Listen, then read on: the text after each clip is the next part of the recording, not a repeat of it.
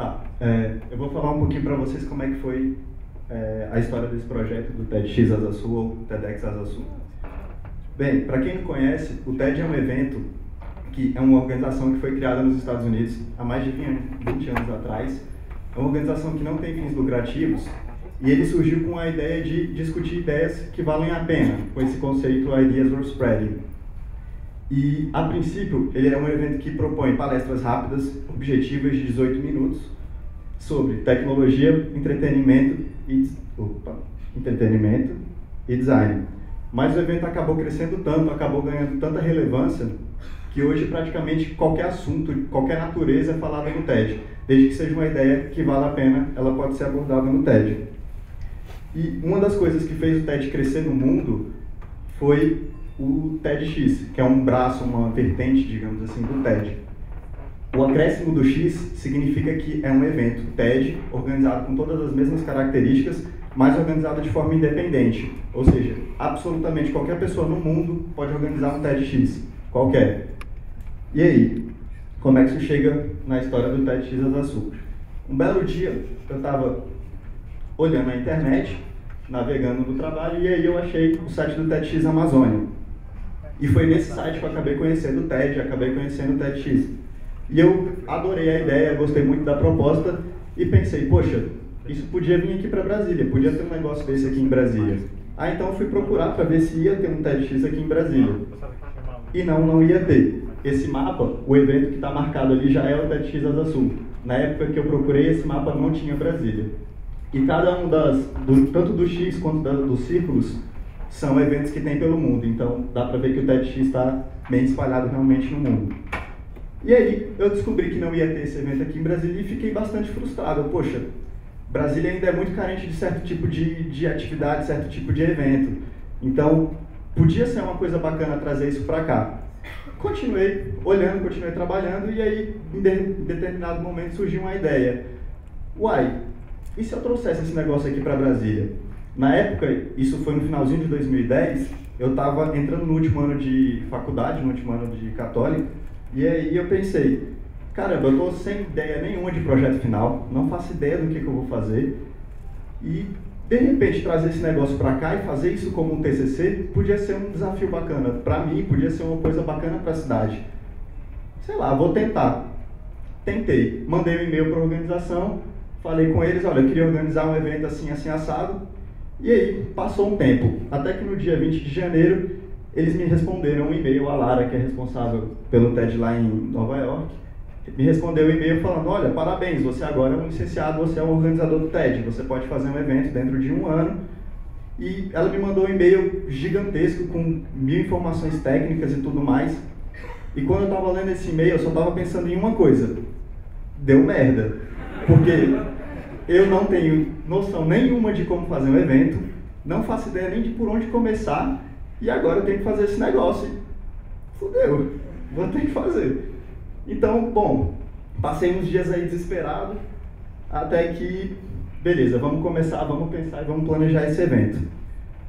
O TED ele tem uma restrição, digamos assim, que ele pede muita regionalidade nos nomes. E aí eu parti para a definição do nome pensando nessa regionalidade. TEDx ou TEDx Asa Sul, porque um dos lugares possíveis era ser realizado na Asa Sul. Então, acabou que casou bem o nome. Por outros motivos depois, a gente viu que era um nome realmente bacana, porque a asa é um elemento bem significativo de Brasília. Brasília tem a história do avião. Então, a asa é uma coisa que dá sustentação, que ajuda no voo de um avião. E se você parar para olhar, a rota de crescimento da cidade, ela está toda apontada para o sul. Então, a gente meio que criou uma historinha, beleza, é uma asa direcionada para o sul, é um evento que está querendo trazer coisas novas para a cidade, um pouco de inovação também. E aí a gente partiu para o segundo ponto, que é justamente inovação, que era o tema do evento, de olho no futuro que se faz hoje.